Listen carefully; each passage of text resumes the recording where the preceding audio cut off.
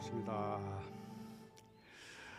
오늘의 방송 내용이 깨달음은 내가 나를 찾는 것이다. 이게 무엇을 찾는단 말인가? 내가 부처인 줄을 모르고 살다가 내가 청정 좌성, 내 안에 부처가 있다는 사실을 알고 내 마음을 바로 봐버렸다 이 말이에요. 그래서 견성성불을 했다고 하는 것입니다. 탐진치 어두운 마음에서 상나가정의 마음으로 바뀐 겁니다. 탐진치는 뭡니까? 탐내고 썩내고 어리석은 마음이 깔려있기 때문에 눈앞에 보이는 게 없어요. 아무것도 안 보이는 컴컴한 겁니다. 여러분이 어떤 것에 마음을 뺏겨서 그 마음에 빠져 있으면 주위에 부모도 못 알아보는 것입니다. 형제도 못 알아봐요.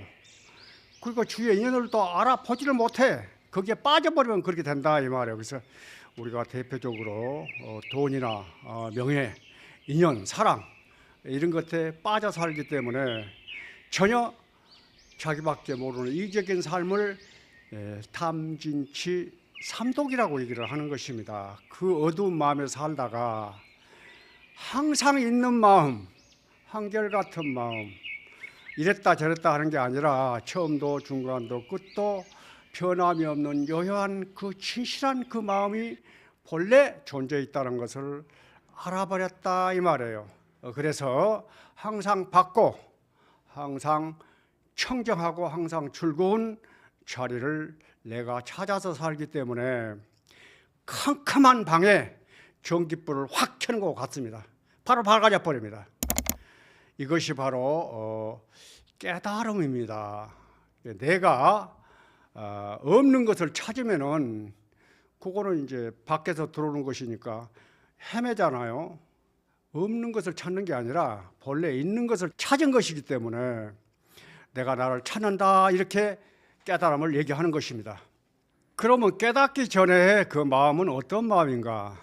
중생이라고 우리가 표현을 하잖아요.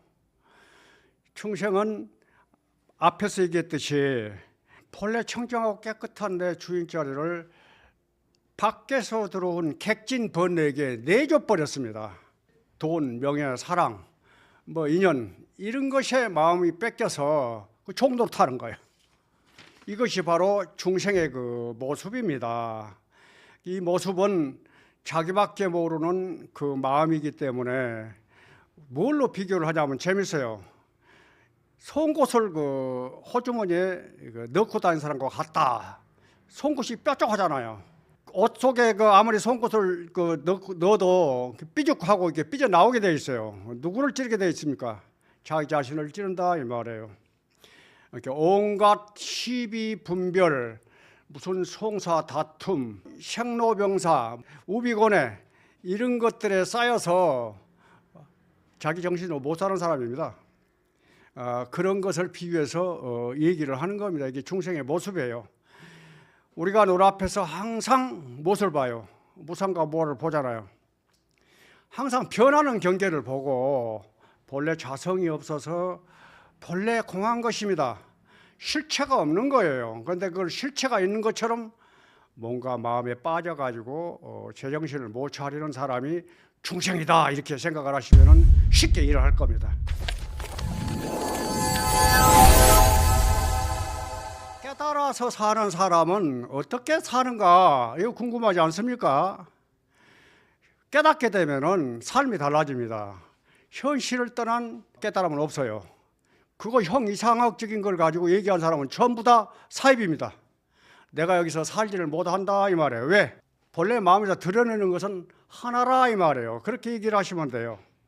그러니까 내가 전체가 되는 것입니다. 전체 중에 하나가 된다 이 말이에요. 인연 연기로 나타난 하나의 존재이기 때문에 남을 먼저 생각하는 겁니다.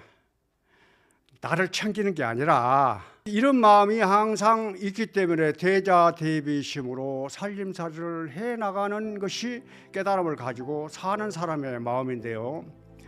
이 마음은 어떤 마음으로 이렇게 세상을 펼쳐갈까요? 지극히 보통 사람으로 이렇게 나타나는 거예요. 그래서 어린아이가 만나면 항상 얘기합니다. 어린아이의 마음이 되는 것입니다. 상대가 돼준다 이 말이에요. 노인을 공경할 줄 알고 부모를 섬길 줄 아는 사람이고 국가를 사랑할 줄 아는 사람입니다. 그리고 자기 자리에서 자기 할 일을 잘 하는 사람이라 이 말이에요. 그래서 지극히 평범해서 옆에 사람이 있어도 몰라봐요. 그 사람은 뭐 깨달음이니 뭐 중생이니 이런 소리 하지도 않습니다. 평상심으로 인연을 지어가는 사람입니다. 앞산의 푸른 솔 푸르다고 말하지 않고 하늘에 떠있는 해와 달 스스로 밝다고 뽐내지 않네. 졸졸 흐르는 시냇물 소리 정겹구나. 흐르고 흘러가도 서로 다투지 않으니 네가 바로 나이고 내가 바로 너이로다. 보는 자와 보이는 자 둘이 아니로다. 이것이 바로 깨달음의 세계입니다. 깨닫게 되면은 열애시포의 칭호를 받는데요. 열애시포 열애응공 정변지 명행족 선서세간의 무상사 천일사 불세존이니라. 부처님한테 부르는 거 칭호입니다. 깨달은 사람한테 부처도 아무 상관이 없어요. 깨달았기 때문에 부처가 되는 거예요. 10가지를 다 설명을 하면은 여러분들 뭐 헷갈리니까 3가지만 추려서 얘기를 하겠습니다. 열애는 그 오고감이 없다 이 말이에요. 한결같다는 얘기입니다. 처음도 중간도 시작도 끝도 한결같습니다. 상주하는 부처를 나타내는 것이고, 응공이라는 얘기가 있어요. 마땅히 공양받을 자격이 있다. 저희가 먼저 호법신장을 이렇게 모셔놓고 하잖아요. 그래서 불법을 옹호하는 선신들입니다. 사람들이 가장 좋아하는 사람은 바로 자기가 못하는 것을 대신 보여주는 이런 사람을 굉장히 좋아하거든요. 그러니까 그런 사람들한테 마땅히 공양을 올리고 대접을 해주는 거예요. 대리만족이라는 게 있습니다. 사람 심리가 그래요. 자기는 가보지 못했으면서 거기에 가 있는 사람을 무척 좋아합니다. 그러니까 먹고 살고 이런 걱정하지 말라 하는 얘기를 그래서 하는 거예요. 천인사라는 말이 나오잖아요. 하늘과 하늘 아래 마땅히 사람을 제도하고 그 스승이 될 만한 자격을 갖춘 분이기 때문에 이 사람들이 세상을 바꾸는 거예요. 그래서 마음 공부를 해야 되고 그래서 성불을 해야 되는 것입니다. 내가 성불을 하지 못하고 중생으로만 남아있으면 밤낮 얻어만 먹고 살아야 돼. 남 탓해야만 되고 또 이겨서 또 이렇게 이렇게 정치하려고 해야 되고 뭐 투쟁과 싸움밖에 더 있겠습니까? 그러나 내가 부처님 마음을 얻어놓으면은 많은 사람들에게 스승이 되고 본이 되는 그런 사람으로 변하는 것입니다. 스승과 제자의 서문답입니다. 제자가 스승한테 묻습니다. 어떤 것이 부처님의 참 뜻입니까? 스승이 대답을 합니다. 그대여, 내가 비유를 해서 잘 일러주겠노라. 잘 들으라. 창문이 6개 달린 방에 원숭이가 한 마리 앉아 있다고 하자. 밖에 어떤 사람이 원숭아 하고 부르면은 안에 있는 원숭이가 즉각 대답을 할 것이다. 이것이 불법의 대인이라. 이렇게 스승이 답을 합니다. 6가지 창문은 안이비설신이 우리 몸에 있는 감각기관을 얘기하는 겁니다.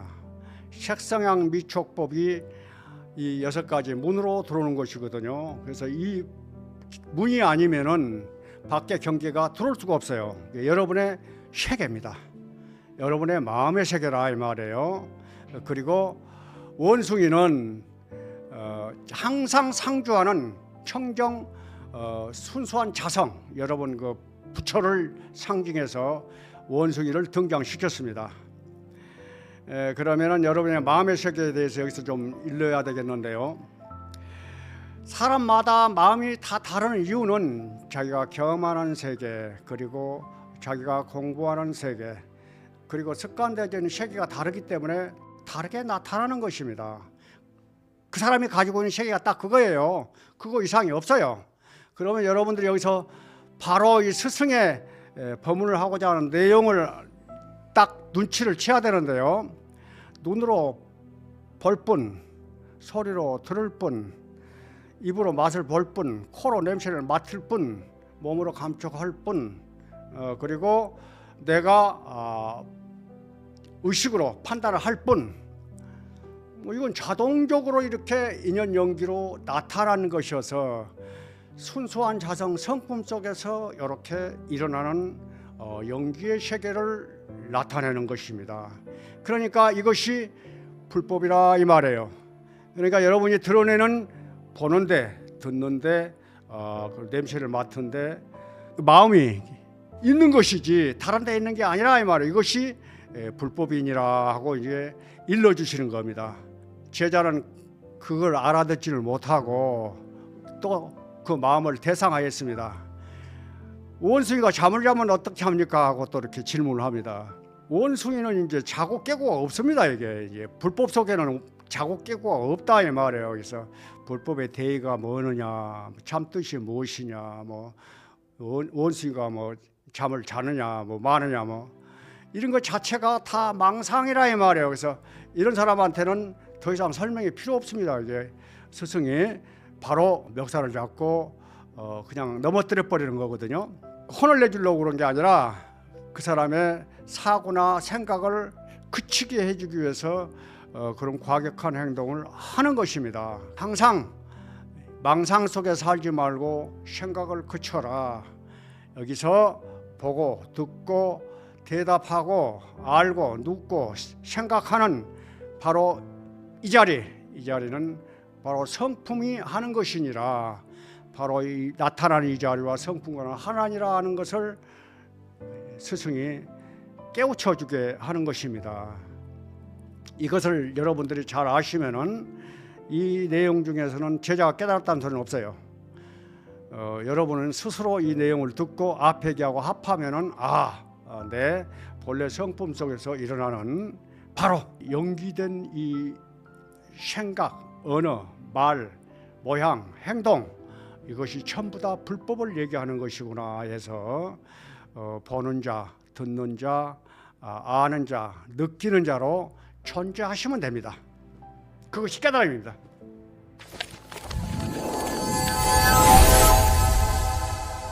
앞에서 문답에서 여러분은 잘 들으셨습니다. 생각을 초월하는 자리가 내 성품의 자리고 깨달음의 자리다. 청정한 마음 자리가 내 깨달음의 자리다. 이것을 알았다 그러면은 뭘 망설이십니까? 바로 있는 그대로 보시면 되는 거예요. 산은 산이다, 물은 물이다. 이것이 바로 깨달음의 소식입니다. 더 이상 없다니까. 여기다가 자기 생각이나 견해를 붙여서 헛되게 따지고 분별을 하기 때문에, 차별하기 때문에 중생이 돼버리는 것입니다. 이 뜻을 헤아리시면은 바로 여기에서 진실해지는 겁니다. 그 말이 진실하고 행동이 진실하고 그 모양이 진실해서 자비스러움이 그대로 드러나는 것입니다. 이것이 바로 깨달음의 소식이거든요. 그러면은 우리가 성공을 하고 안 하고 이게 참 재밌잖아요. 나는 함께하는 존재이기 때문에 내 능력으로 세상을 살 수 없습니다. 상대의 능력이 반드시 있기 때문에 상대의 능력을 굉장히 중요하게 생각하는 거예요. 그래서 그 능력과 내 능력과 내 세계가 이렇게 되면은 또 하나의 세계가 이렇게 또 하나 보태지거든요. 똑같은 세계가 또 하나의 세계가 또 보태지면 이렇게 커지는 거예요. 그래서 내가 아무리 잘하려고 해도 적은 부자는 내가 노력을 하고 일을 열심히 해서 부자가 될 수 있습니다. 돈을 아끼고 해서. 그렇게 해봐야 나중에 늙어서 병들고 정말 힘들게 사는 사람을 내가 많이 봤습니다. 이런 적은 부자 말고 큰 부자는 정말 하늘이 내는 것입니다. 내가 돈을 버는 게 아니거든요. 내가 돈을 버는 게 아닙니다. 많은 사람들이 돈을 벌어주게 만든다 이 말이에요. 이게 어떤 사람이 음식점에서 장사를 하는데 장사가 안 돼. 장사가 안 돼서 가만히 방법을 이렇게 이제 물어보니까 자기만 모르고 사람을 상품으로 이제 본단 말이에요. 그렇게 생각해서 장사를 했는데 이제는 저 사람이 나를 살리는 사람이다 이렇게 봐라. 이래서 이제 그때부터 손님을 그냥 돈으로 보고 이렇게 하는 것이 아니라 저 사람에게 내가 잘하면은 저 사람이 나를 살리는 존재니까 많은 이제 공을 이제 서비스를 잘하고 공을 들이고 그분들을 위해서 할 수 있는 걸 다 하는 거예요. 그분들이 원하는 걸 다 맞춰주고 이렇게 했더니 장사가 1년이 돼서 종업원이 뭐 한 3명, 4명 정도밖에 안 됐는데 종업을 15명을 뒀어요. 지금 잘하고 있는 그런 데가 있습니다. 성공을 해서 그러니까 하나의 대상을 보더라도 저 사람 우선 그 상품으로만 보잖아요. 돈으로만 보고 이익만 따진다 이 말이에요. 근데 그렇게 보는 게 아니라 저 사람이 나를 살리는 사람이고 저 사람이 나를 살리는 사람이니까 나도 저 사람에게 3배, 4배를 돌려준다 하는 마음으로 사업도 하고 자기의 삶을 꾸려나가면은 반드시 그 사람은 대박 나는 겁니다. 성공할 겁니다.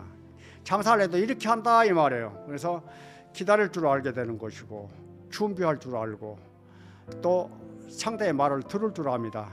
성과 후를 분명히 가려서 먼저 할 것은 먼저 하고 나중에 해도 될 것은 나중에 하고 옳은 것은 하고 옳지 않은 것은 여기서 그치는 겁니다. 이러니 사업이 안 되겠습니까? 거기에 무슨 번뇌가 있어. 일을 해도 이렇게 하기 때문에 재밌습니다. 즐거워요. 그러니까 일을 일로 보지 않고 휴식도 일입니다. 일도 휴식이고 그러니까 항상 내가 움직이고 일을 해도 쉴 때 쉬고 움직일 때 움직이고 하면서도 움직인 것이 아니에요. 이제 마음이 편하거든요. 이에 따라서 이렇게 내가 삶을 지어가는 것이지. 먼저 상대를 생각하고 전체 중에 나는 한 부분이거든요. 그러니까 밖의 인연들에 의해서 살려지잖아요. 그러니까 나는 감사하고 항상 고맙고 하는 마음이 항상 깔려 있는 것입니다. 그러니까 나는 상대를 위해서 먼저 배려하고 이해하는 마음을 가져야 되는 것이고 그런 마음을 갖게 되면은 세상에 감사하고 인연에 감사하고 전부 다 고마운 마음으로 사니까 그 마음속에는 나라고 하는 상이 일체 없어요. 그래서 그 상이나 모양을 자기한테 찾아볼 수가 없는 것입니다. 그러니 바로 세상이 내가 되는 것이고 내가 세상이 되어지는 거예요. 둘이 아니라 하나가 된다 이 말이에요. 이렇게 사업을 해도 그렇게 사업을 하면은 뭐 장사를 해도 그렇게 하면은 뭐 손님들이 나한테 돈을 벌어주는 사람이잖아요. 그 사람을 상품화해서 이렇게 보는 게 아니라 내한테 잘해줌으로써 상대한테 잘해줌으로써 손님들한테 잘해줌으로써 오히려 손님들이 내가 원하는 것을 다 손님들이 채워주는 거니까 손님들에게 맞는 것을 연구하고 개발하고 노력을 해서 그렇게 하라 이 말이에요. 그러면은 뭐 안 될 일이 뭐 있겠어요. 그런 것을 하지 않고 바라는 쪽으로만 욕심으로만 이렇게 모든 것을 대상으로만 이렇게 보면은 결국 실패를 한다. 사업도 그렇게 하면은 실패를 하더라. 제가 겪어본 경험입니다. 이렇게 하면은 무엇이든지 다 성공하는 것이고 큰 부자도 하늘에서 낸단 말을 하는 것입니다. 이 세상에서는 정해진 게 없습니다. 살아가면서 정해지는 겁니다. 인연을 따라서 정해진다 이 말이에요. 누가 온다 해서 오고 간다 해서 갑니까? 떠날 사람은 떠나고 올 사람은 또 오고 이러잖아요. 그래서 나이도 잊어라 세월도 잊어라 그래서 하는 얘기입니다. 일체를 다 그렇게 보면은 여기서 충실하게 인연을 지어가는 것입니다. 무상한 경제 속에 놓여 있잖아요. 무상하다고 하는 말은 변화하는 과정을 얘기하는 거거든요. 그것밖에 존재하지 않는 것이거든요. 뭐가 있어요? 그러니까 뭐한 거예요? 나라고 하는 것이 없어요. 실체가 여기에서 드러난 바로 이 진실한 이 모습이 전부인 겁니다. 이 과거, 현재, 미래가 어디가 있어? 여기서 인연과 얘기하고 또 만나서 일을 만들고 또 이렇게 무엇을 대하든 간에 어떤 대상을 대하든 간에 내가 드러나 있는 모습이 전부인 겁니다. 그러니까 여러분 뭐 깨달음이라 그러니까 대단하고 멋지고 뭐 신비스럽고 이런 것이 아니라 이 말이에요. 당신 누굽니까? 당신은 허리가 아픈 사람이 당신입니다. 무릎이 아픈 사람이 당신이에요. 어깨가 아픈 사람이 당신이고 지금 분별하고 망상한 사람이 당신이라니까. 이런 것이 눈에 딱 들어와야 된다 이 말이에요. 들어오면은 이것 자체가 깨달음이에요. 그것이 뭐 잘못해서 그것은 뭐 번뇌고 이렇게 생각하면 안 돼. 번뇌도 본래 공한 것이어서 번뇌도 공한 것이다. 여러분 생각이 공한 것이다 하면은 그 번뇌 망상에 집착하지 않는 거예요. 그것도. 그러면 어떻게 돼? 집착하지 않고 그렇게 있는 그대로 보는 모습 때문에 바른 대로 길을 인도하는 거야. 아, 이건 아니구나. 이왕 살면서 내가 극락을 여기서 만드는 것이지 죽어서 가려고 만든 건 아니라 이 말이에요. 그래서 죽은 부자보다는 여 가난뱅이 여기 살아있는 내가 더 나은 거예요. 그래서 이렇게 생각을 하시면은 이 삶을 바꿔내 버릴 수 있어요. 자존심이 상해서도 바꾸는 거예요. 그런 사람들은. 그래서 어디를 가나 주인 노릇을 하는 것입니다. 일체의 모든 형상은 거울에 비친 그림자요, 물에 비친 달빛입니다. 이 형상이 없음을 상이 아님을 보면은 그것이 내 마음인 줄 알아서 주인자를 하고 사시면은 여러분 여기에 자유가 있습니다. 행복이 있습니다. 즐거움이 있습니다. 재밌게 사세요. 감사합니다.